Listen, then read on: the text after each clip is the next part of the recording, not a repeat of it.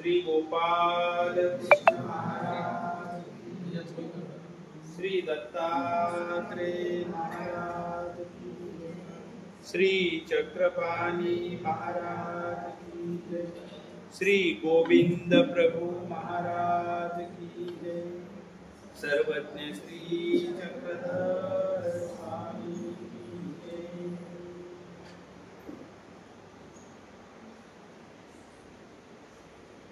परब्रह्म परमेश्वर अवतार, पतित पावन पतित उद्धारक ईश्वर अवतार,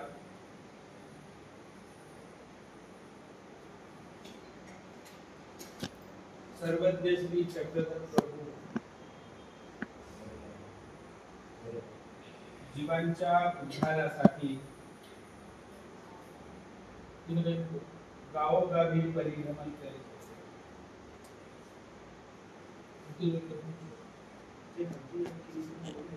पाळोपाळीया वाडी वस्त्यांवरती, झोपड्यांमध्ये, गावागावामध्ये परिभ्रमण करून अधिकारी जीवांना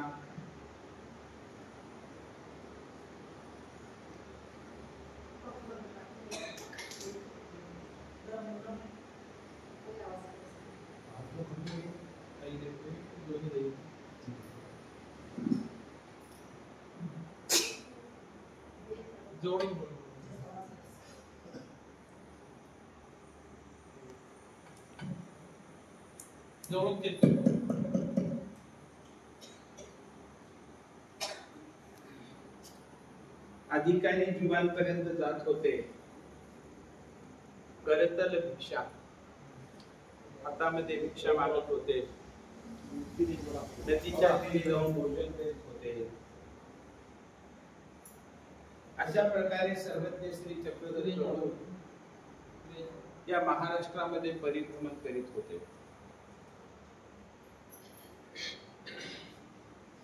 राहेर येथे सर्वज्ञ श्री चक्रधर प्रभू नगरामध्ये भिक्षा मागून, हातामध्ये भिक्षा मागून नदीकडे चाललेले होते आणि समोरून एक राजपुरुष राजाधिकारी येत होता। त्याच्या सेवकांचा धक्का स्वामींना लागला आणि श्रीकरातील भिक्षांना जमिनीवरती धुळीमध्ये सांडले। सर्वज्ञ श्री चक्रधर प्रभू रस्त्यामध्ये खाली बसले आणि ते सांडलेल्या भिक्षांना आपल्या श्रीकरामध्ये वेचू लागले। त्या अधिकाऱ्याने पाहिलं, तो धावतच आला, देवाला प्रणाम दंडवत केला आणि म्हणाला, जयजी ते धुळीमधलं अन्न काढून माझ्या घरी चला, भोजन करा। त्यावेळेस सर्वज्ञ श्री चक्रधर प्रभूंनी त्या अधिकाऱ्याकडे पाहिलं। त्या पाहण्यामध्ये सुद्धा एक अर्थ सामावलेला होता। तो म्हणाला की मी भोजन देतो, घरी आला। त्यावेळेस स्वामी त्याच्याकडे पाहतात आणि त्या पाहण्याचा अर्थ असा होता की तू मला भोजन देणारा कोण? मी सर्व विश्वाचा पती, सर्वांचा योगक्षेम चालविणारा मी आहे। योगक्षेम महामेव।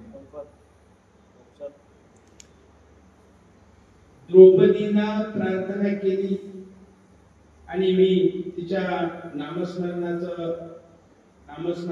प्रसन्न होऊन तिच्या पर्यंत पोहोचलो आणि 88,000 ऋषींना भोजन दिलं।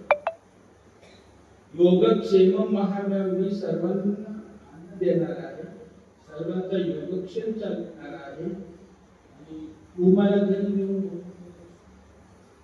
अरे या सर्व विश्वाचा चरितार्थ मी चालवतोय। माझ्या आज्ञेने ह्या सर्व देवी देवता कार्य करतात, सृष्टीचं पाऊस पाडतात, बीज पेरले त्या ठिकाणी अन्नधान्य उगवतं, एक बीज पेरलं तर त्या बीजाला 1000 दाणे मिळतात. हे सर्व काही माझ्या आज्ञेने चाललेलं आहे. तू म्हणतो की मी तुम्हाला अन्नदान देतो. तुला जर मला द्यायचं असेल तर मला एकच भिक्षा पाहिजे आहे, आणि ती तुझ्या आयुष्याची भिक्षा, तुझ्या वेळेची भिक्षा. आणि तू तर देऊ शकत नाही, तू दरिद्री आहेस. तुझ्याकडे बाकी सर्व आहे पण तुझ्याकडे वेळ नाही. श्री चक्रधर प्रभू त्या अधिकाऱ्याकडे पाहत होते. त्या पाहण्याचा हा अर्थ होता की मी गावोगावी फिरतोय म्हणजे भिक्षा मागण्यासाठी, अन्न मागण्यासाठी फिरत नाही. मला जे काही पाहिजे मी भिक्षा मागण्यासाठी फिरतोय, परंतु माझी भिक्षा वेगळी आहे. श्री चक्रधर प्रभूंनी त्याची विनंती स्वीकार केली नाही. भिक्षांना उचलून घेतले देवानी आणि नदीच्या तीरी गेले आणि आरोग्य केले. श्री चक्रधर प्रभू या महाराष्ट्रामध्ये परिभ्रमण करत होते. काय अन्नाची भिक्षा मागण्यासाठी परिभ्रमण करत होते? श्री चक्रधर प्रभू लोणारला आले आणि तिथे त्या देवतेच्या मंदिरामध्ये रात्री मुक्काम केला. आणि सूर्योदयाच्या वेळेस श्री चक्रधर प्रभू लोणार तीर्थी तारा तीर्थाकडे निघून गेले विहरणासाठी. आणि त्या लोणार येथे देवगिरीचा राजा कांधरदेव राजा, सिंहनाचा कांधरदेव, त्याचं ते कुलदैवत होतं लोणार. आणि तो तिथं आला. त्यांनी त्या देवतेची पूजा अर्चा केली. तीर्थामध्ये स्नान केलं. त्यांनी क्षेत्राची पूजा केली. आणि त्यानंतर तो व्रतस्थ होता. तीर्थामध्ये स्नान केलं, व्रतस्थ होता. त्या क्षेत्राची प्रतिमेची पूजा केली. आता त्याला दान द्यायचं होतं कोणाला. कलियुगीचा धर्म आहे, तीर्थ, क्षेत्र, व्रत आणि दान. आता दान द्यायचं. मग त्या पुजाऱ्याला तिथे विचारलं त्यांनी, अरे बाबा, माझं तीर्थ, क्षेत्र, व्रत तिन्ही झालेले, आता मला दान द्यायचे, तिथं तुम्ही सत्पुरुष आहेत का? तर तो पुजारी सांगू लागला, म्हणाला, अहो राजेश्री, रात्री तिथे ईश्वर पुरुष मुक्कामी होते. काय त्यांचं सौंदर्य, 25 लक्षणांनी युक्त श्रीमूर्ती, दैवी तेज, आणि खरोखरच ते ईश्वर अवतार. ज्यांना कुणाला दर्शन होईल त्यांचं भाग्य फळाला येईल, असे ते ईश्वर पुरुष इथे मुक्कामी होते. त्या राजाला वेद उत्पन्न झाला, दर्शनाची आतुरता लागली आणि म्हणाला, कुठे गेलेत ते? तेथील पुजारी म्हणाला की इकडे खाली तळ्याच्या तिकडे तारा तीर्थाकडे गेलेत ते, आणि मला दर्शन घडव.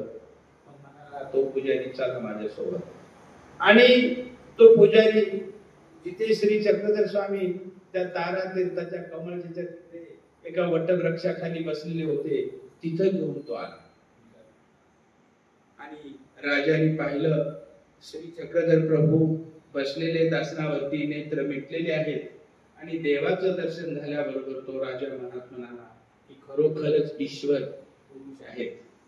आणि मग त्याने भांडारी होता त्याच्यासोबत, सुवर्णाचे मुद्रेची थैली घेतलेली, आणि त्यांनी बोलवलं, संकेत केला. तो जवळ आला, त्याच्या त्या पिशवीतून सुवर्ण मुद्रा काढल्या आणि सर्वज्ञ श्री चक्रधर प्रभूंच्या समोर त्या अर्पण केल्या. आणि 4 पावलं मागे सरकून हात जोडून उभं राहिला. वाट पाहू लागला की आता हे ईश्वर पुरुष नेत्र उघडतील, सुवर्ण मुद्रांचा स्वीकार करतील, अशा आशेनं तो देवाकडे दृष्टी ठेवून होता. परंतु श्री चक्रधर प्रभू नेत्र मिटलेल्याच अवस्थेमध्ये होते. आणि त्या राजाचा जो शिपाई होता, सेवक, तो अधीरतेनं मोठ्याने ओरडला. स्वामींना म्हणाला, अहो महाराज, घ्या ते सुवर्ण. सिंहनाचा कांधरदेव तुमच्यावरती प्रसन्न झालेले, तुम्हाला सुवर्ण मुद्रा दिलेले, घ्या त्या. देवानी नेत्र उघडले, त्या सुवर्णाकडे पाहिलं. बाजूला मातीचा ढेकूळ होता, त्याकडे पाहिलं. दृष्टीची भाषा आहे. श्री चक्रधर प्रभूंनी त्या सुवर्ण मुद्रांकडे पाहिलं आणि पुन्हा बाजूला मातीच्या ढेकळाकडे पाहिलं. त्यानंतर त्या राजाकडे पाहिलं आणि बाजूला उभं राहिलेल्या सेवकांकडे पाहिलं. आणि ही नेत्राची भाषा त्या चतुर राजाला कळाली आणि तो म्हणाला त्या सेवकाला, अरे हे विरक्त ईश्वर पुरुष आहेत. सुवर्ण तसं माती यांच्यासाठी आणि राजा तसा सेवक. चला इथून. देवानी परत नेत्र मिटून देव परत ध्यानावस्थेमध्ये गेले आणि तो राजा परत निघाला. पण त्याच्या मनामध्ये विचाराचं चक्र सुरू झालं. हे खरोखरच विरक्त आहेत की विरक्त असल्याचं दाखवत आहेत.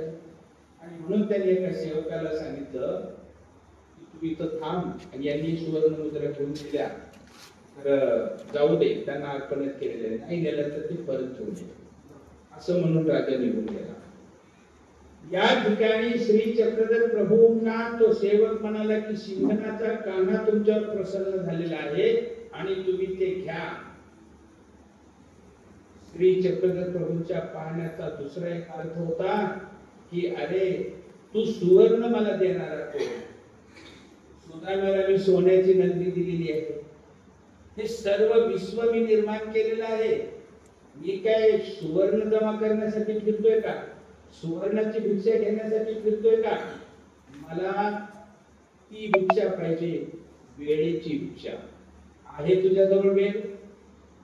तू तर दरिद्री आहे, तुझ्याकडे सुवर्ण आहे, धन संपत्ती आहे, पण मला देण्यासाठी तुझ्याकडे वेळ नाही. ह्या दोन घटना अत्यंत बोधप्रद आहेत. श्री चक्रधर प्रभू या महाराष्ट्रामध्ये फिरले, मग अन्न मागण्यासाठी फिरले का? तो ईश्वर जगी पाहता देव तो अन्नदाता, योगक्षेम सर्वांचा चालविणारा तो या जीवाच्या मनुष्याच्या दारी काय हातामध्ये भिक्षा मागण्यासाठी ते निमित्त होतं. दुसरीची भिक्षा देवाला पाहिजे होती. देव या महाराष्ट्रामध्ये फिरले, धन मागण्यासाठी फिरले का? सुवर्ण मुद्रा त्यांनी झोपूनही पाहिजे नाही. त्यांना तर सुवर्ण मुद्राची भिक्षा होती, वेगळीची भिक्षा होती. आणि ती वेगळी भिक्षा म्हणजे कोणती? तर ते वेळेची भिक्षा, आयुष्याची भिक्षा, एका जन्माची भिक्षा. या जगामध्ये मनुष्य जन्माला येताना काय घेऊन येतो सोबत? काही नाही आणत, पण एक गोष्ट सोबत घेऊन येतो. सोबत काही आणत नाही असं म्हणायचं नाही. सोबत घेऊन येतो एक गोष्ट. मनुष्य जन्माला आला की त्याच्या माता पित्याच्या संपत्तीचा तो मालक झाला, बरोबर आहे. पण सोबत येताना त्याने आपलं आयुष्य आणलेलं आहे. रिकामा नाही आला माणूस जन्माला, आयुष्य आणलेलं आहे. किती वर्ष जीवन जगायचं? 50 वर्ष जगायचं का 100 वर्ष जगायचं का 80 वर्ष जीवन जगायचं का 70 वर्ष जगायचं का 10 वर्ष जगायचं? किती वर्ष आयुष्य जगायचं? हे अंतिम येताना त्यांनी आपलं आयुष्य सोबत आणलेलं आहे. आणि हे आयुष्य जोपर्यंत आहे तोपर्यंत तो जगणार आहे. आकाशामध्ये जेवढे चांदणे येतात तेवढे जरी शत्रू त्याच्या पाठीमागे लागले आणि ह्या जगातून त्याला घालवायचं जरी त्यांनी प्रयत्न केला तरी आयुष्य असलं तरी तो जाणार नाही. तो आयुष्य जगणारच. जेवढं आयुष्य आणले तेवढं जगणारच. आणि आयुष्य संपल्यानंतर करोडो रुपये त्या ठिकाणी त्यांनी त्या डॉक्टर समोर ठेवले आणि सांगितले की मला एक पैसे घे, मला जीवन दे. तर 1 मिनिट सुद्धा तो डॉक्टर त्याला आधी आयुष्य देणार नाही. म्हणजे सोबत येताना त्याने आयुष्य आणलेलं आहे आणि हे आयुष्य त्याची खाजगी प्रॉपर्टी आहे. हे आयुष्य त्याची संपत्ती आहे. आणि दान देताना आपली संपत्ती द्यायची असते. आणि आपली संपत्ती काय? आपण आणलेलं आयुष्य. आणि हे आयुष्य, या आयुष्यावर आपला अधिकार आहे. हे आयुष्य आपण आळसामध्ये, झोपेमध्ये खर्च करायचं की आयुष्य आरामामध्ये खर्च करायचं, प्रपंचामध्ये खर्च करायचं, धनसंचयामध्ये खर्च करायचं की ईश्वराच्या नामस्मरणामध्ये खर्च करायचं? हे सर्वस्वी आपल्या स्वतःच्या अधिकारात. आणि हे आपलं आयुष्य हीच आपली खरी संपत्ती आहे. आणि मग परमेश्वर श्री चक्रधर प्रभू गावोगावी फिरत होते आणि मग काही अज्ञानी जीव त्यांना म्हणत होते हे धन घ्या, हे संपत्ती घ्या, हे घ्या, ते घ्या. देव म्हणत होते हे सकळही देवाचे, हे सर्व माझंच मला देतो. मी पाऊस पाडला, शेतामध्ये धान्य आलं, ते धान्याचे पोते घरी आले आणि मग तू त्याच्यामधून 2 पोते दान दिलं. हे तुझं आहे की माझ्या कृपेने मिळालेलं आहे? हे माझंच आहे. मग मला काय पाहिजे? मला तुझ्या हक्काची वस्तू पाहिजे. इथली वस्तू मी उचलून कुणाला दान दिली तर ते दान होईल का? याच्यावर माझी सत्ता असेल तर ते दान होईल. याच्यावर माझी सत्ता आहे का? श्री चक्रधर प्रभू हे सकळही देवाची, ही मा देव देई ते पुढे. मग ह्या जीवाचं स्वतःच काय आहे? तर या जीवाचं स्वतःचा जन्म. आणि म्हणून श्री चक्रधर प्रभू या महाराष्ट्रामध्ये फिरले आणि महाराष्ट्रामध्ये एकच भिक्षा मागितली. जो विश्वाचा पती 81 कोटी 1.25 देवता त्यांच्या आज्ञेमध्ये असा तो प्रथम परमेश्वर, आणि तो परमेश्वर या जीवाच्या दारी आला आणि एक भिक्षा मागितली त्यांनी की हांगा ऐशी अनंत त्यांनी वाया गेली, वेळी एक दिले, मोळीये दिले, शिवनिया दिले, रुखनिया दिले, माझे एक जन्म येतो. सर्व दानात श्रेष्ठ दान कोणतं आहे? सर्व दानात श्रेष्ठ दान उत्तम म्हणत नाही. सर्वज्ञ श्री चक्रधर प्रभूंचं एक सुंदर वचन आहे, अन्नदान ते उत्तम. उत्तम विचारत नाही, कारण त्या अन्नदानामधून प्रेमाचा विधी घडतो. मायापूर भजन घडलं तर त्या अन्नदानामुळे ज्ञानाधिकार निष्पन्न होतो. अहेतुक भूत भजन ज्ञानाप्रती साधन, अहेतुक मायापूर भजन प्रेमाप्रती साधन. परंतु श्रेष्ठ दान जर कोणतं असेल तर ते श्रेष्ठ दान म्हणजे आपल्या आयुष्याचं दान, आपल्या वेळेचं दान, परमेश्वराला अनुसरणे, हा जन्म परमेश्वराला देणे, म्हणजे हेच सर्वश्रेष्ठ दान होय. आपल्या 24 तासाच्या वेळेमधून दिवसाच्या 1 तास 2 तास परमेश्वराला देणं हे सर्वश्रेष्ठ दान होय. आणि परमेश्वराला तेच पाहिजे, तुमच्या वेळेचं दान मला द्या. कारण वेळ म्हणजे सुद्धा एक संपत्ती आहे. मगाशी संकल्प सोडताना मी म्हणलं अन्नदानाचा संकल्प सोडला, उत्तम. द्रव्यदानाचा संकल्प सोडला, उत्तम. मी म्हणून आणखीन एक संकल्प सोडला, पुष्कळच पडले. म्हणलं वेळेचं दान. स्वयंपाक करायला तुम्हाला वेळ लागला, बरोबर आहे की वेळ खर्च करावा लागला ना. त्याच्यानंतर तुम्हाला त्या ठिकाणी आता सेवेमध्ये उभे साधू संतांच्या, त्याच्यासाठी वेळच द्यावा लागला ना. कुणी बोलवलं तर त्यांना तेवढं नाही, थांब थोडस मी तर बाबांच्या सेवेमध्ये आहे. हा वेळ तुम्ही दिला, हे वेळ देणं हे सर्वश्रेष्ठ भक्ती आहे, ही श्रेष्ठ सेवा आहे. आणि म्हणून जे परमेश्वराला वेळ देतात, जे परमेश्वरासाठी आपल्या वेळेचा खर्च करतात, आपलं आयुष्य सुद्धा परमेश्वराला देतात, दान देतात, ते सर्वश्रेष्ठ दान होय. आणि हे सर्वश्रेष्ठ ज्ञान माझ्या बालपणामध्ये गोष्ट सांगतो. मी 6 वर्षाचा होतो, माझे भाऊ 8 वर्षाचे होते आणि शिवलीकर बाबांच्या आश्रमामध्ये देऊन टाकले. माझी बहीण 14 वर्षाची, त्यांनाही देऊन टाकले. माझ्या मातेला सगळे नातेवाईक भांडायला लागले, काय तू पोरं दिली, माधवाला दिली, संदेशाला. तर माझ्या मातेने काय उत्तर दिलं माहितीये का? आपल्याला मुलं देवाने दिलेत आणि ते आपल्या जवळ ठेवण्यासाठी दिले नाहीत. इकडं मुलगा झाला, आपण मुलगा सुनेला देऊन टाकतो, मुलगी झाली जावायला देऊन टाकतो. कोण जवळ ठेवते या जगामध्ये? तुम्ही तुमचे मुलं सुनेला दिले, तुम्ही तुमचे मुली जावायला दिल्या. आता मी माझा मुलगा देवाला दिला, फरक काय? शेवटी देणंच आहे ना. आणि मी जर देवाला नसता दिला तर माझ्या मुलाला सुना निघून गेले असते, मुलीला जावया निघून गेले असते, मी एकटीच राहिले असते. सर्वश्रेष्ठ दान हे दान आपल्या आयुष्याचं दान आहे.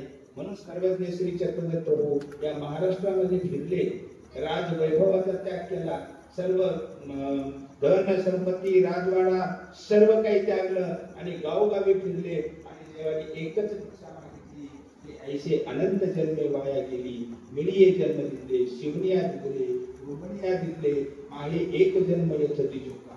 आणि असा हा जन्म मागत हा परमेश्वर गावोगावी फिरला. एक जन्म दिल्याने काय होणार आहे? एक जन्म दिल्याने म्हणजे परमेश्वराच्या अस्तित्वाचं आचरण जर केलं, परमेश्वराच्या नामस्मरण भक्तीचं जर ज्ञान स्मरण भक्ती सेवा चतुर्विध साधनाची सेवा केली तर त्याच्यामुळे दोन लाभ होणार आहेत. एक, अनंत जन्माचे कर्म नासून 84 लक्ष नरक नासून तो या दुःखातून मुक्त होणार आहे. म्हणजे दुःखातून मुक्त होण्यासाठी जन्म द्यायचा आहे. दुःखातून मुक्त होणार आहे ही एक मोठं आपल्या समोरचं आव्हान आहे. आणि दुसरं ईश्वर प्राप्ती. आता भक्ती ईश्वर प्राप्तीसाठी करायची का दुःखातून मुक्त होण्यासाठी? पहिलं टार्गेट कोणतं आहे? पहिलं टार्गेट आहे दुःखातून मुक्त होणे. आपण उपदेश देताना लगेच स्मरणाला बसलो म्हणले की हे परमेश्वरा मला लगेच तुझं दर्शन होऊ दे, मला लगेच प्राप्तीला नाही. हे मागे अनंत जन्मामध्ये अनंत दोष आहेत. ते दोष पहिला धुवून टाकले पाहिजे. त्या दोषातून मुक्त झालं पाहिजे. मुक्त झालं, नील झालं, मागचं सगळं कर्ज फिटलं की मग पुढचं मिळणार आहे. बरोबर आहे का नाही? आता आपण मागचं अनंत जन्माचं कर्ज आहे आणि ईश्वर प्राप्तीचे आपण धडपड करतोय तर पहिले मागचं कर्ज मिटलं पाहिजे. सर्वज्ञ श्री चक्रधर प्रभू सांगतात की आर्तो जिज्ञासुरर्थार्थी ज्ञानीचं भरतर सर्व. दुःखातून मुक्त होण्यासाठी काय प्रकारचे भक्त आहेत? तर दुःखातून मुक्त होण्यासाठी परमेश्वराची पहिली भक्ती सुरुवात केली पाहिजे आणि हळूहळू कर्मनाश झाल्यानंतर हळूहळू तो परमेश्वराच्या जवळ जाऊन आणि मग त्याचा मुक्तीचा मार्ग त्याला चारी ज्ञान प्राप्त होऊन परमेश्वर प्रसन्न त्याला जवळ घेतात आणि त्याला अविद्या दोषातून मोक्ष देतात. ही परमेश्वर भक्तीची ही वाटचाल आहे. सर्वज्ञ श्री चक्रधर प्रभू या महाराष्ट्रामध्ये परिभ्रमण करीत असताना अनेक लीळा त्यांच्या अशा आहेत की त्या लीळेमधला गहन अर्थ आपल्याला शोधायला पाहिजे. गावोगावी श्री चक्रधर प्रभूंनी परिभ्रमण केलं. जीवाला दुःखातून सोडविण्यासाठी परिभ्रमण. हे दुःखाने हा जीव भरलेला आहे. दुःखरूपता, पापमूळता आणि अनित्यता हे या संसाराचं वैशिष्ट्य आहे. प्रत्येक कर्म हे कर्म आपण मनुष्य जीवनामध्ये करत असताना त्याच्यामध्ये दुःखरूप, पापमूळ आणि अनित्य या तीन गोष्टी प्रत्येक गोष्टीच्या पाठीमागे आहेत. मनुष्याला जे प्राप्त होतं ते अनित्य आहे. सुख किंवा दुःख अनित्य आहे. सुख हे संपून जाणार आहे आणि दुःख सुद्धा संपून जाणार आहे. म्हणून दुःखामध्ये सुद्धा माणसाने हादरून जायचं नाही किंवा घाबरून जायचं नाही. हे दुःख सुद्धा शाश्वत नाही आणि दुःख सुद्धा सुख सुद्धा शाश्वत नाही. सुख आणि दुःख त्या दोघांकडे सारख्याच दृष्टीने बघता आलं पाहिजे. भगवान श्रीकृष्ण सांगतात की सुख दुःखे समे कृत्वा लाभा लाभो जया जयो. सुख आणि दुःख दोन्ही सारखं आहे आणि म्हणून दुःखाने घाबरून धास्तावून परमेश्वराच्या भक्ती मार्गाला लागतो आणि दुःख संपले की पुन्हा म्हणतो भक्ती मार्गातून पुन्हा गती संत करतो दुसरीकडे जातो. पुन्हा दुःख आले की पुन्हा परमेश्वराकडे जातो. म्हणजे दुःखामुळे परमेश्वराकडे येणाऱ्याची संख्या या जगामध्ये फार आहे. परंतु दुःख असलं तर परमेश्वराकडे यायला पाहिजे असं नाही. कारण दुःख हे सांसारिक दुःख आहे. 100 वर्षाचं आयुष्य आहे. त्या 100 वर्षाच्या आयुष्यामध्ये किती दुःख राहणार आहे. परंतु 100 वर्षाच्या आयुष्यामध्ये परमेश्वर जोडला तर पुढचे अनंत जन्माचं दुःख आपल्याला सोडवायचं आहे. एकदा सर्वज्ञ श्री चक्रधर प्रभू एका वृक्षाखाली बसलेले होते. भक्तिजन समोर बसलेले होते. निरोप चाललेलं होतं आणि तिकडे एक नंदी बैल त्या शेतामध्ये फिरायचा. लोकांच्या पिकाचं नुकसान करायचा.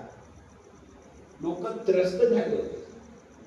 त्या शेतकरी लोकांनी पाहिलं की नंदी बैल सारखं पिकाचे नुकसान करतो.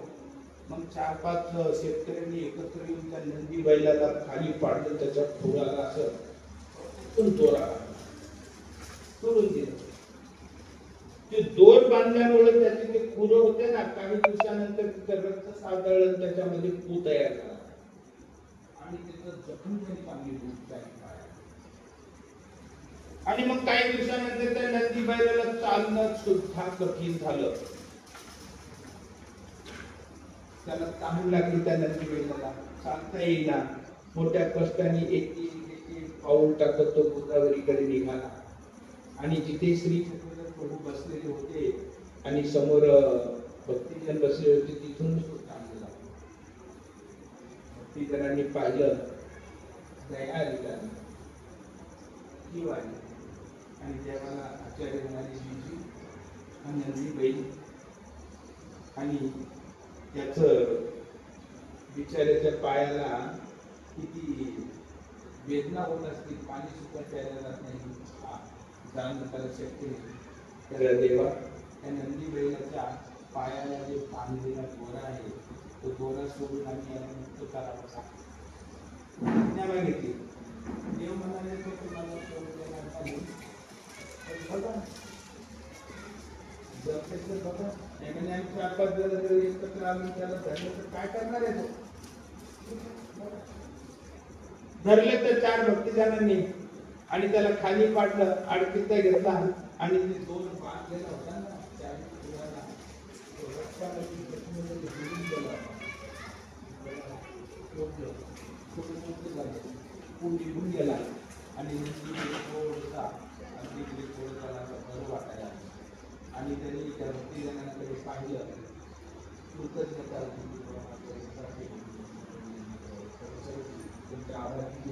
असं त्या बघण्यामध्ये त्याचा भाव होता. आणि तो उठला आणि गेला नदीकडे, पाणी पिला, परत आला तिथे उभा राहिला आणि भक्तिजन म्हणाले, देव म्हणतात या जीवानी पूर्वीच्या जन्मी काय कर्म केली ते आम्हाला माहिती. आताची परिस्थिती बघून किंवा अनुकंपा उपजवणे जावी, कारण यांनी अनंत जन्मामध्ये अनंत कर्म केलेले आहेत आणि हे कसे कर्म केलेले आहेत हे सांगताना श्री चक्रधर प्रभूंनी एक माळेकाराचा दृष्टांत सांगितला. कवनी एकी माळेकारू असे, तो माळेयावर उभा असे, तयाचे शेताचे लवणी चोर असे, एक चोर असे, तो वाटा मारी, ओहरे मारी, ब्राह्मण मारी, संन्यासी मारी, तो ते देखे परी उगाचे असे. श्री चक्रधर प्रभू भक्तिजनांना निरूपण करायला लागले. देव म्हणतात ते शेतकरी असतो, आपल्या शेतामध्ये असं काय म्हणतात ते त्याला माळा म्हणतात, आणि त्याच्यावर बसून तो शेताचे राखण करत असतो. पक्षी येतात, ज्वारीचे दाणे खातात आणि मग तो गोपनीने त्यांना पळवत असतो. तो शेताचे राखण करत असतो. त्याच्या शेताच्या बाजूने लग्नामधून एक रस्ता जात असतो. त्या रस्त्याने लोक ये जा करत असतात. त्या रस्त्यामध्ये एका लग्नामध्ये चोर बसून बसतो आणि मग त्या रस्त्याने कोणी आले की त्यांना मारत असेल. एकदा ब्राह्मण चाललेला होता, त्या चोराने त्या ब्राह्मणाला मारलं, त्याच्या जवळ झुकून बसलो. हा माळेवरून ते बघत होता, तो चोर त्या ब्राह्मणाला मारतोय. एकदा वधूवर चालले, त्यांनाही मारलं त्याने निर्दयीपणे. एकदा संन्यासी चालत, त्यांनी मारलं. असे तो चोर पाप कर्म करत होता. तो माळेकार बघत होता. एके दिवशी तो चोर राजाच्या सैनिकांच्या हाती लागला. धरलं त्याला, बेड्या ठोकल्या, घेऊन आले. राजांनी सांगितलं त्याला खैरीला झोपा आणि मग त्या काळामध्ये शिक्षा कुठे देत होते? जाहीर चौकामध्ये शिक्षा देत होते. आणि मग त्या चोरला चौकामध्ये अंगण घालायला झोपलं आणि ती शिक्षा बघण्यासाठी सगळा गाव तिथं जमा झाला आणि ते घाण्याला झोपलं, त्याला मारायला लागले. जसं बैलाला मारलं तसं तो घाणावर लागला, म्हणजे खैरी. आणि लोक खूप चोर वाटतो तरी का एकमेकांमध्ये घालायला लागले. हा कैसा बापुडा गोरा गोमटा धारे बापुटा राणीचा पूत ऐसा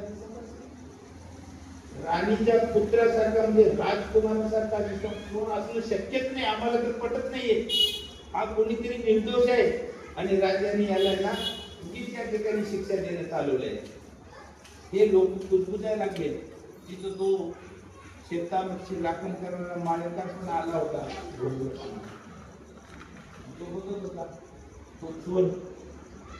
आणि हे लोक कुजबुज करत असताना ऐकून तो माळेकार म्हणाले, अरे तुम्हाला माहिती नाही, येणे जे पापे केले आहात ते मी जाणत आहे की त्याचे लांब खांड ते मोहरी एवढे करावे तथा लहान खांड ते मोहरी एवढे करावे. याचा खांडी गाव पुजावा ही तर फार सौम्य शिक्षा आहे. त्याला भयंकर शिक्षा दिली पाहिजे. कारण यांनी संन्यासाला मारलं, ब्राह्मणाला मारलं, वधूवरांना मारलं, यांनी कित्येक पाप केले. तुम्ही माझ्या डोळ्यांनी पाहिलेलं आहे की हे तो सांगायला लागला लोकांना. आणि लोकांना तर काही माहिती नव्हतं. हे दृष्टांत श्री चक्रवर्ती प्रभूंनी सांगितले. तैसे जीवा हे दुःख जगामध्ये आहे. ते दुःख काय आहे की ह्या जीवाने कित्येक अनेक प्रकारचे कर्म केलेले आहेत. ते परमेश्वराने चालतात. परमेश्वर ते म्हणून अनुकंपा उपजवून देत आहे. काय दुःख आहे जगामध्ये. देव कुठे डोळे लावून बसला, देवाने दुःख द्यावं का? कुठं घटना घडली तर काय म्हणतात, बारे देवा निष्ठूर झाला, का असं केलं तू, असं शोक करतात, दुःख करतात. परंतु ते कर्म असतात ते, आणि हे कर्म असतात ते कर्म भोगावेच लागतात त्या जीवाला. आगंतुक अनारब्ध चुकतं, प्रारब्ध कधीच चुकत नाही, ते भोगावंच लागतं. आणि म्हणून देव भक्तिजनांना सांगतात की तुम्ही विनाकारण शोक करू नका. त्या जीवाची कशी जोड, जशी जोड असेल तसं दुःख भोगावं लागतं. हे सगळीकडेच उदाहरण आहे. हे उदाहरण सगळीकडेच आहेत. कर्माचं दुःख भोगावेच लागतात. आणि याच्यामधून सोडविणारा फक्त परमेश्वर, एक परमेश्वर समर्थ. सोडविता एक परमेश्वर समर्थ. परमेश्वर सोडू शकतो, देवतांकडे शक्ती नाही. त्या देवी देवता त्या जीवाला दुःखापासून सोडवू शकत नाही, त्यांच्याकडे ते सामर्थ्य नाही. एक उदाहरण तुम्हाला देतो, रामायणाचं उदाहरण देतो. ज्यांनी रामायण ऐकलेलं आहे ना ते नेहमी हे उदाहरण देतात. ते उदाहरण असं आहे बालकांड. आणि त्या बालकांडामध्ये उदाहरण आहे की सीता माता जनक राजाची कन्या आपल्या पित्याच्या घरी असताना आणि एके दिवशी लहानपणी खेळण्यासाठी ती उद्यानामध्ये जाते. आणि उद्यानामध्ये गेल्यानंतर तिथं ती खेळत असताना एका फांदीवरती, झाडाच्या फांदीवरती एक पोपट आणि पोपटी बसलेली असते. आणि सीता मातेकडे बघून ती पोपटी पोपटाला सांगायला लागते की हे पहा, ही जानकी आहे जनक राजाची कन्या आणि हिचा विवाह अयोध्येचा राजा रामचंद्राशी. या सीतेचा विवाह अयोध्येच्या रामचंद्राशी होणार आहे. आणि हे ऐकलं सीतेने आश्चर्य वाटलं. माझं भविष्य पोपटीला कळालं, कुतूहल जागं झालं. सेवकाला सांगितलं जा त्या पोपटीला जोडीला घेऊन आ. सेवक धावले. पक्षाचं एक वैशिष्ट्य आहे बघा, किती जगभर फिरतील पण संध्याकाळ झाली की आपल्या घरच्यात. हा नियम आज पण चुकला नाही. पक्षी घरट्याकडे जातात सूर्यास्ताच्या वेळेस, आणि ते पोपट पोपटी घरट्याकडे गेले. धरलं त्या सेवकांनी, आणलं आणि त्या सीता देवी समोर ठेवलं. फटफट फटफट फटफट बोलून पक्षी घाबरले ते पोपट पोपटी. आणि मग सीतेने विचारलं, हे बाई तुला कसं कळालं माझा विवाह रामचंद्राशी होणार आहे? त्यावेळेस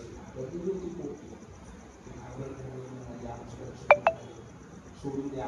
नाही मी सोडते, परंतु तुला माझं कसं कळालं? त्यावेळेस ती पोपटी म्हणजे शांत सोडून दे. आम्ही पोपटी वाल्मिक ऋषीच्या आश्रमामध्ये, आणि वाल्मिक ऋषीच्या आश्रमामध्ये असताना तिथं वाल्मिक ऋषी रामायण लिहित होते. आणि त्या रामायण लिहित असताना मी ते ऐकलं आणि म्हणून मला कळाले की सीतेचा विवाह रामचंद्राशी होणार आहे. म्हणून मी सांगितलं आता तरी सोडून.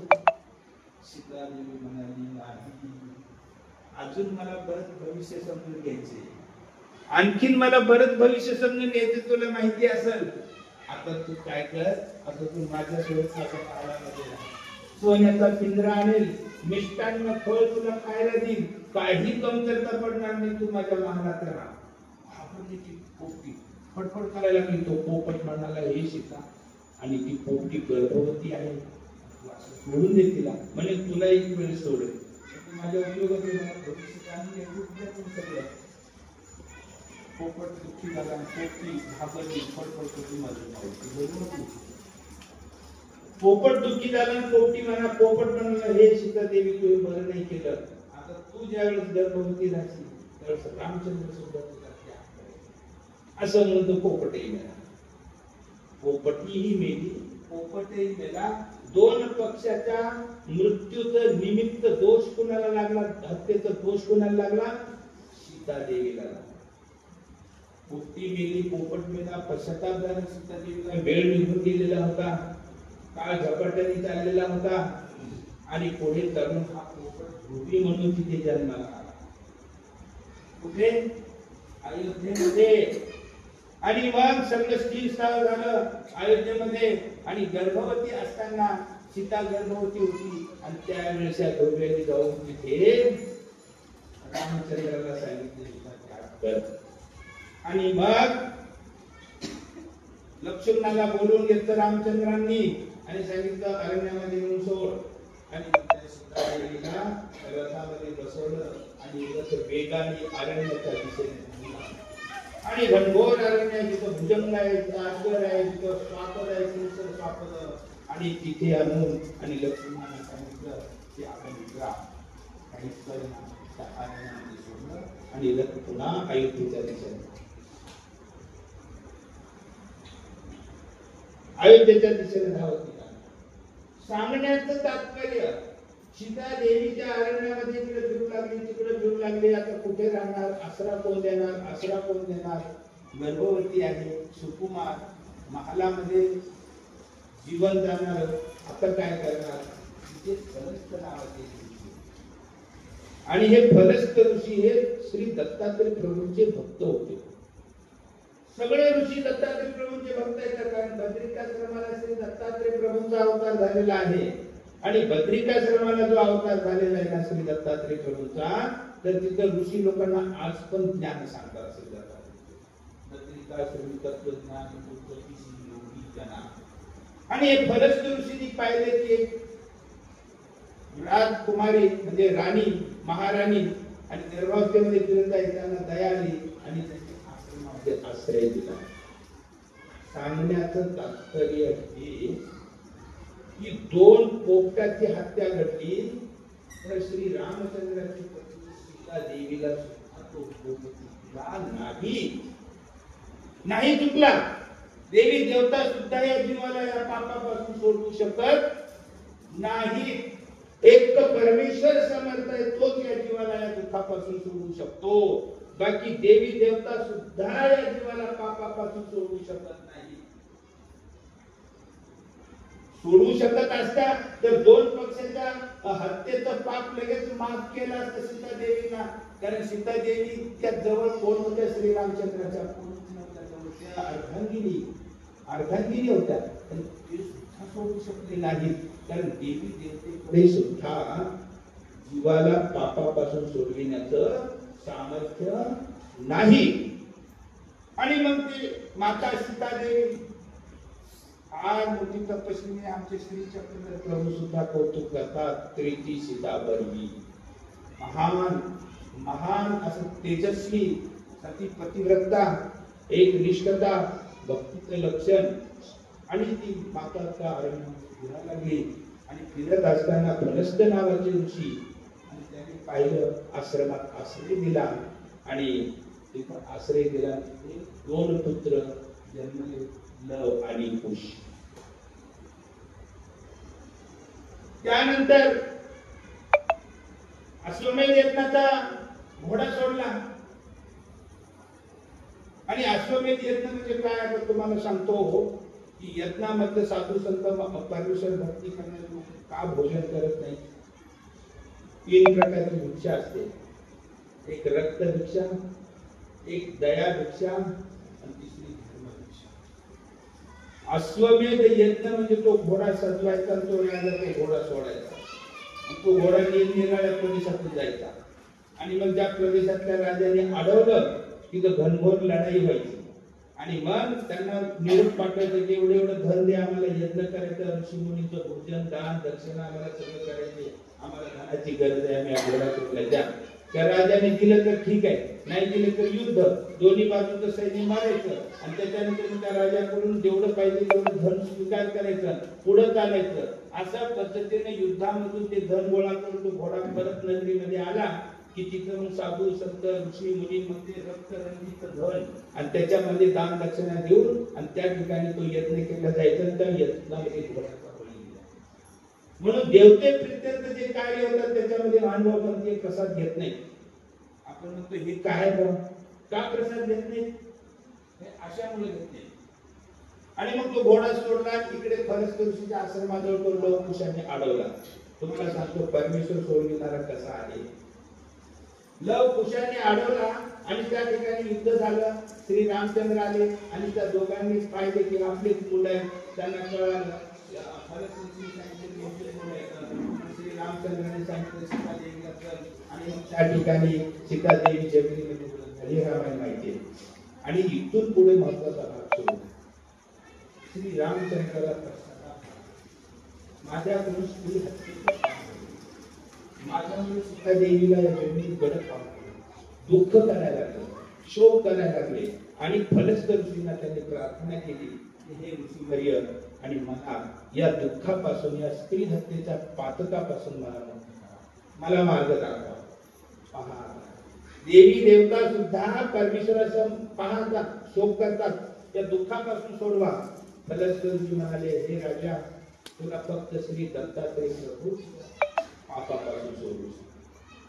म्हणे मला त्यांचं दर्शन कसं होईल, म्हणजे नामस्मरण केलं असताच तो प्रभू प्रसन्न होतो, म्हणजे त्याला दुसरं कोणतं काही नामस्मरण.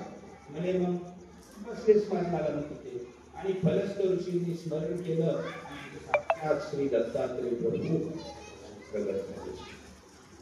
सह्याद्री शिखरे रम्यम आत्रियम सूर्यनंदनम तम वंदे परमानंदम श्री दत्तात्रेयम जगद्गुरु. परब्रह्म परमेश्वर श्री दत्तात्रय प्रभू चतुर्युगी अवतार, त्या जीव देवतेचे मालक आणि तो परब्रह्म परमेश्वर श्री दत्तात्रय प्रभू तिथं प्रगट झाले आणि उठून दोघांनी नमस्कार दंडवत केला, श्रीचरणाला लागले. फलस्त ऋषींनी देवाला प्रार्थना केली, हे प्रभू, हे अयोध्येचे राजे श्री रामचंद्र आणि स्त्री हत्येच्या पातकामुळे दुःखी आहेत आणि कृपावंत व्हा आणि यांना या दुःखापासून, त्या दोषापासून मुक्त करा. प्रभूंनी सांगितलं हे राजा बाण मार तिथे, आणि तिथं बाण मारला तिथं पाताळ गंगा प्रगट झाली. फलस्त ऋषींचा आश्रम म्हणजे फलटण, फलस्त ऋषींचा आश्रम म्हणजे आजचं फलटण. कारण फलस्त नगरे जातम द्वारा वत्याम निवासिनम नौम्यहम चक्रपाणितम जनकाय बीजनंदनम. फलस्त ऋषींचा आश्रम म्हणजे फलटण. आणि जिथं प्रभूंनी बाण मारायला सांगितलं तिथं श्री रामचंद्रांनी बाण मारला आणि त्या ठिकाणी पाताळ गंगा प्रगट झाली. ती बाणगंगा नदी आजही वाहते फलटणच्या बाजूला, वळसा बाजूला. तरी गेले तर बाणगंगा तिथं नदी आहे आणि ती बाणगंगा प्रगट झाली आणि प्रभूंनी सांगितलं श्री रामचंद्राला तीर्थ घ्यायला. आणि मग श्री दत्तात्रय प्रभूंचे पाद्य प्रक्षालन केलं आणि तीर्थ घेतलं त्यांनी आणि स्त्री हत्येच्या पातकापासून मुक्त झाले. परमेश्वर एक सोडविता, परमेश्वर एक सोडविणारे, दुसरं कोणी सोडविणारा नाही या जगामध्ये. म्हणून सर्वज्ञ श्री चक्रधर प्रभू सांगतात की या जीवानी कितीही कर्म केले असेल, अनंत जन्माचं कर्म, अनंत जन्माच्या पापापासून सोडविणारा फक्त परमेश्वर एकच समर्थ आहे. त्या परमेश्वराला शरण गेलं पाहिजे, हे श्री चक्रधर प्रभूंनी सांगितलेलं आहे आणि परमेश्वर सोडविले. दुसरं उदाहरण तुम्हाला सांगतो, परमेश्वरच सोडविणारे आहे. आपण म्हणतो या जीवाची चुकी पिता आहे. भगवान श्रीकृष्णाने निरूपण केलेली भगवद्गीता, त्या भगवद्गीतेमध्ये 3 प्रकार सांगितलेले, 3 ठिकाणी पित्याचा उल्लेख केलेला. पहिल्या अध्यायामध्ये भगवान श्रीकृष्णाला अर्जुन म्हणतो की हे भगवंता, हे सगळे पिता, पितामह, गुरु, भाऊ, हे सगळे आप्त स्वकीय समोर आहे तर मी त्यांना कसं मारू, तो देहाबद्दल बोलतोय. मारणं म्हणजे काय, हे देहाशी युद्ध करू, मी यांना मारल्यानंतर हे मरतील आणि मग यांचं संदर्भ नरकाये व कुलग्नानां कुलशस्य, त्या देहाबद्दल बोलतो. पुढे चालून दुसऱ्या एका अध्यायामध्ये काय म्हणतात, पितरांबद्दल, त्या देहाचे माता पिता, देहाची नातं. पहिल्या अध्यायामध्ये देहाच्या नात्याबद्दल अर्जुन बोलतोय. हे माझे बंधू आहेत, हे माझे चुलते आहेत, हे माझे पिता, हे माझे गुरु आहेत. देहाच्या नात्याबद्दल बोलतोय पहिल्या अध्यायामध्ये. आता पुढे एका ठिकाणी भगवंत अर्जुनाला सांगताना तिथे पितरांबद्दल बोललेले. सध्या पितृपक्ष आहे ना, पितृपक्ष म्हणतात ना काय, भगवान श्रीकृष्णाचा एक श्लोक आहे, यांती देवव्रता देवान पितृन यांती पितृव्रताः भूतानि यांती भूतेज्या यांती मध्याजिनोपिमाम. भूताची पूजा करणारे भूताला प्राप्त होतील, देवतांची पूजा करणारे देवताला प्राप्त होतील, पितरांची पूजा करणारे पितरांना प्राप्त होतील. हे पित्र. आणि 14व्या अध्यायामध्ये 3ऱ्या व 4थ्या श्लोकामध्ये भगवंत सांगतात की आत्म्याचा पिता मी आहे. मम योनिर्भत ब्रह्म तस्मिन् गर्भं ददाम्यहं संभव सर्वभूतानां ततो भवति भारत. सर्व योनिषु कौन्तेय मूर्तय संभवन्ति या तासां ब्रह्म महद्योनिर् अहं बीजप्रद पिता. हे अर्जुना, मी आज तुझ्या समोर श्रीमूर्तीधार्य परमेश्वराच्या रूपाने उभा आहे, साकार रूपाने. सावळा वर्ण आहे, बासुरी आहे, मूर्ती आहे, पितांबर नेसलेला आहे, मनुष्याच्या आकृतीमध्ये साकार आहे. ही माझी एक अवस्था आहे परमेश्वराची.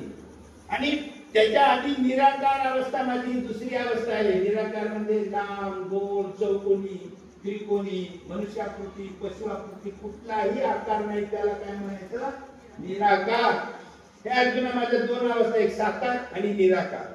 पूर्वी मी निराकार अवस्थेमध्ये असताना माझ्या स्वरूपामध्ये 4 गुण होते, दया, मया, कृपा आणि करुणा. हे 4 गुण माझ्या स्वरूपामध्ये आहेत. त्या 4 गुणापैकी कृपा नावाचा एक गुण आहे आणि त्या कृपा गुणाचं लक्षण आहे की दान देण्याची भावना. माझ्या ठिकाणी मोक्षाचा आनंद आहे, मी कुणाला तरी दान द्यावं असं म्हणून मी सृष्टी रचना करण्याचं ठरवलं. या जीवाला मी दान द्यायचं. ते कुणाला दान द्यायचं, मग बाजूला प्रपंच, देवता आणि जीव हे 3 पदार्थ आहेत. मग मी प्रपंचाकडे पाहिलं, प्रपंच जड मुळे त्याला मोक्ष प्रणवू शकत नाही. मग मी पाहिलं देवतांकडे, 81 कोटी 1.25 लक्ष 10 देवता आहेत, पण ते आपापल्या स्वरूपातील सुखामध्ये रममाण आहेत, त्या बाहेरचा मोक्षाचा आनंद घेऊ शकत नाही. आणि मग जीवांकडे पाहिलं, हा जीव मोक्षाचा आनंद घेऊ शकतो, परंतु हा चैतन्य मायेच्या तम स्वरूपामध्ये पडून आहे, सुख दुःख रहित अवस्थेमध्ये आहे. आणि याच्या स्वरूपामध्ये अविद्या नावाचा दोष मिसळलेला आहे. जोपर्यंत हा दोषापासून वेगळा होत नाही तोपर्यंत हा माझा मोक्ष घेऊ शकत नाही. म्हणून याला दोषापासून वेगळं करणं गरजेचं आहे. त्यासाठी सृष्टी रचना करणे गरजेचं आहे. आणि म्हणून मला प्रवृत्ती झाली सृष्टी रचना करण्याची. आणि मग कशी रचना केली भगवंताच्या गीतेतील 14व्या अध्यायातील 3ऱ्या व 4थ्या श्लोकामध्ये सांगतात. मम योनिर महत् ब्रह्म तस्मिन् गर्भं दधाम्यहं. हे अर्जुना, माझी योनी म्हणजे महत् ब्रह्म म्हणजे चैतन्य माया. आणि या चैतन्य मायेच्या स्वरूपामध्ये तस्मिन् गर्भं दधाम्यहं, तिच्या स्वरूपामध्ये मी माझ्या सृष्टी रचनेचं आज्ञेचं बीज टाकतो. काय म्हणून की संभव सर्व भूतानां, हे सर्व जीव तू त्या सृष्टीची रचना कर. आणि मग चैतन्य मायेने माझ्या आज्ञेने या सृष्टीची रचना केली. आणि हे सांग भगवंत म्हणतात की अहं बीज प्रदपिता, सृष्टी रचनेचं बीज टाकणारा मी पिता आहे, सर्वांचा पिता. आता मी इथं बसलो नाही, मी बोलून राहिलो, माझा आत्मा बोलतोय, कसे बोलतोय, 2 गोष्टी आहेत तिथं, आत्मा पण आहे, शरीर पण आहे. तुम्ही ऐकून राहिले, तुमच्या ठिकाणी आत्मा पण आहे, शरीर पण आहे. शरीराचे माता पिता वेगळे, आत्म्याचे माता पिता वेगळे. मग आत्म्याचा पिता मी आहे, अहं बीज प्रदपिता, भगवान श्रीकृष्ण सांगतात. आणि या सृष्टी रचना केली. त्या सर्व 81 कोटी 1.25 लक्ष 10 देवता सर्वांचे पिता कोण आहेत, परमेश्वर. आलं लक्षात. आता परमेश्वर सोडविणार आहे. आता दुसरं कथानक सांग. ब्रह्मा विष्णू महादेव स्त्रियांनी सांगितलं, बद्रिकाश्रमाला जा आणि अनसूयेचं सत्व घेऊन या. ऐकले सगळ्यांनी? बद्रिकाश्रमाला जा, अनसूयेचं सत्व घेऊन या. आणि ब्रह्मा विष्णू महादेव निघालेले कशासाठी? सत्व घेण्यासाठी. वेषांतर केले, रस्त्याने चालताना गारगोट्या गोळा केल्या आणि गारगोट्या गोळा करून आश्रमात पोहोचले. आणि माता अनसूयेच्या समोर भीम लावण्याच्या गारगोट्या. हे देवी, आम्हाला भूक लागलेली, अतिथीची सेवा करणार, बरोबर आहे का नाही? आपल्या घरी अतिथी आला, 5 प्रकारचे येत नाहीत. अतिथी आला, पंच येत म्हणतात त्याला. अतिथी कोणाला म्हणावं? महाराष्ट्र स्मृतीमध्ये सांगितले, यस्य नाम न स्थिती न गोत्र. म्हणजे ज्याचं नाव माहिती नाही, गोत्र माहिती नाही, स्थिती माहिती नाही. अकस्मात ग्रह आयाती स अतिथी प्रोचते बुध. ज्याचं नाव माहिती नाही, गोत्र माहिती नाही, स्थिती माहिती नाही, तो अकस्मात घरी आला, तो अतिथी होतो. आणि त्याचं 5 प्रकारे स्वागत करायचं येतं. कोणतं? अतिथी आला म्हणजे 4 पावलं घराच्या बाहेर जाऊन त्याचं स्वागत करायचं. या या हे पहिलं येत नाही. आल्यानंतर त्याला आसन द्यायचं बसायला. तो उभाच राहतो आसन देईपर्यंत. पहिला येत, दुसरा येत. पहिलं स्वागत करणे, या म्हणणे, आसन दिलं. तिसरा येत त्याच्या भोजनाची व्यवस्था करणं अतिथींच्या. तिसरा येत. चौथा येत त्याच्या निद्रेची म्हणजे झोपण्याची व्यवस्था करणं. चौथा येत. आणि 5वा येत निघाला म्हणजे 4 पावलं त्याला बाहेर सोडणं. बघा, हे सगळीकडे संस्कार आहेत, तुम्ही तसंच करता. बरोबर आहे की आल्या बरोबर या या या म्हणता, लगेच बसायला जातात. बरोबर आहे ना? चहा पाणी जेवण विचारता, व्यवस्था करता आणि चालले की 2 पावलं पुढे जातात. 5 येते. माता अनसूयेने त्यांना स्वागत केलं, बसले ते. आणि मग त्यांनी लगेच ठीक टाकलं. हे देवी, आम्हाला भूक लागली. आता थांबलं, आता बोलणार. गारगोट्या नेल्या, पातेल्यात टाकल्या, चूल पेटवली आणि परमेश्वराची कृपा, तिच्या घरी परमेश्वर आणि गारांचा भात झाला. आणि बाहेरून म्हणाले की अतिथी वृंद बसा बोलणार. आणि पात्र वाढायला आतमध्ये भात आणायला गेली तरी इकडे हे म्हणायला लागले, आता आपल्याला जेवण केलं तर आशीर्वाद द्यावा लागेल. आपण आलोय कशासाठी? सत्व हरण करण्यासाठी. सत्व केव्हा जाते माहितीये का? घरी आलेला अतिथी भोजन न करता विमुख गेला की त्याचं सगळं सत्व गेलं. आणि ग्रस्ताश्रमी लोक कधीच म्हणू देत नाही. घरी आलेलं जेवण केल्याशी जाऊ देत नाही, काहीतरी बरेच ते दिल्याशिवाय राहत नाही. आणि त्यांनी ठरलं आपण जेवण न करता जायचं, मी इथं सत्व केलं, त्यासाठी झाले होते ते. आणि मग आता म्हणले जेवण करायला लागेल तर आशीर्वाद द्यावा लागेल. मग त्यांनी दुसरं सांगितलं, हे देवी, तू नग्न दिगंबर विवस्त्र होऊन भोजन वाटून करत आम्ही जेवण करू. धर्माबद्दल चर्चा चालू बरं का? मगाशी आपण ऐकलं की सर्व विश्वाचा पिता कोण आहे? परमेश्वर. भगवान श्रीकृष्ण काय सांगतात? अहम बीज प्रदपिता. जीवांचाच पिता नाही, सगळ्या 81 कोटी 10 देवतांचा सुद्धा मी कोण आहे? पिता आहे. कारण माझ्या आज्ञेने सगळी सृष्टी साकारलेली आहे. 81 कोटी 10 देवता सुद्धा इथे बाहेर सृष्टीमध्ये कार्य करायला, मीच कार्य करायला आणले. मी विष टाकलं म्हणून त्यांचा जन्म झाला. बरोबर आहे? आता हे तिघही काय म्हणतात माता अनसूयेला? विवस्त्र होऊन भोजन वाढ. आता या तिघांचा पिता कोण आहे? सर्व सृष्टीचा श्री परमेश्वर. ब्रह्मा विष्णू महादेवाचा सुद्धा पिता कोण आहे? परमेश्वर. आणि त्या परमेश्वराचा अवतार श्री दत्तात्रय प्रभू. आणि त्या श्री दत्तात्रय प्रभूंनी मांडलेली माता अनसूया. आणि अनसूयाला म्हणजे आपल्या पित्याच्या मांडलेल्या मातेला हे तिघ जण म्हणतात तू दिगंबरून भोजन वाढ. किती मोठा दोष लागला. दोष लागला का नाही? आपल्या पित्याच्या मातेला जर असे शब्द वापरले तर ते सहन होण्यासारखे का? दोष लागला तो. आणि तो दोष कोणता आहे माहितीये का? तो आहे पितृदोष. पित्याच्या मातेला विवस्त्र बघण्याची इच्छा बोलून दाखवली यांनी. आणि त्यामुळे त्यांना दोष लागला. आणि तो दोष पित्याच्या संबंधाचा दोष म्हणून पितृदोष. सर्वात पहिले पितृदोष कोणाला लागला? ब्रह्मा विष्णू महादेवाला. आणि त्या दोषाची शिक्षा काय झाली? तात्काळ त्यांना पाळली. शिक्षा विनाकारण हे या नश्वर मनुष्य देहामध्ये विनाकारण शिक्षा देतात, पण परमेश्वर कुणाला विनाकारण शिक्षा देत नाही. ईश्वराच्या राज्यामध्ये कुणाला शिक्षा नाही. हे बाळक झाले आणि बाळक झाल्यानंतर त्यांच्या स्त्रिया त्या रडत पडत आल्या. माता अनुसूया म्हणाल्या की आम्हाला आमचे पती परत दे. आणि ती माता म्हणते की हे देवी सामान्य मनुष्य आहे. माझं वाक्य तो की परमेश्वर माझ्या तुम्ही त्याचे श्रीचरण धरा. त्या श्री दत्तात्रय सैन ऋषी नाव होतं. आणि या तिन्ही स्त्रिया श्री दत्तात्रय प्रभूंना सैन बाळाला शरण गेल्या आणि तात्काळ त्यांचा दोष नासला. आणि दोष नासल्याबरोबर परमेश्वराला शरण आल्यानंतर दुःखातून सोडवणार, कारण परमेश्वर एकू सोडविता. आणि परमेश्वराला शरण गेल्याबरोबर श्री दत्तात्रय प्रभूंची कृपा झाली. तो दोष नासला आणि तात्काळ ब्रह्मा विष्णू मूळ रूपामध्ये दत्त नामी कपट. आलं लक्षात? त्या देवी देवतांकडे सामर्थ्य नाही. देवी देवता सुद्धा दुःखी आहेत. त्यांच्या मागे जन्म मृत्यूचे शाप वगैरे लागलेले आहेत. त्या देवी देवता सुद्धा कर्मभोग भोगतात.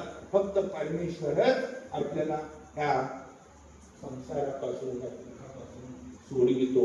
आणि म्हणून परमेश्वर एकूण सोडविता.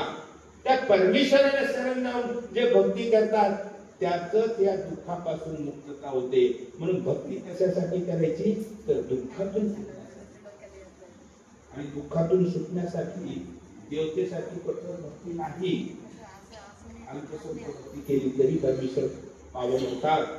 त्याचं कारण असं आहे, भगवान श्रीकृष्ण अर्जुनाला गीता सांगत गीता सांगत होते. अर्जुन ऐकत होता. आणि भगवंताला वाटलं की हा ऐकतोय पण आता हा खचून जाईल. आणि मग देव त्याला उघडत बोलतात, अरे अर्जुना तुला असं वाटत असेल की हे लय मोठं कठीण आहे, हे आचरण फार कठीण आहे आणि हे आचरण आपल्याकडून जमणार नाही. काय देव सांगतात, सम शत्रूच मित्रेच तथा माना अपमानयो. मित्र आणि शत्रू समान मान अर्जुना. सुख आणि दुःख समान मान. स्थित प्रज्ञ हो. आपण क्षत्रिय बाबा, आपल्यालाही जमणार नाही. समोरून मित्र शत्रू यायला लागला, ठीक आहे मित्राचं स्वागत हसत हसत करेल, पण शत्रूचे स्वागत कसं हसत हसत करणार. आपण क्षत्रिय, हे आपल्याला जमणार नाही. आणि आपला पूर्वीचाच बऱ्याच धर्म कसं मी बोकाटपणे वागा, कसे राहा, कसे खा, कसे खेळा, काही बंधन नाही, काही नाही. आजकालचे लोक म्हणतात ना त्या धर्मामध्ये लय बंधन आहे.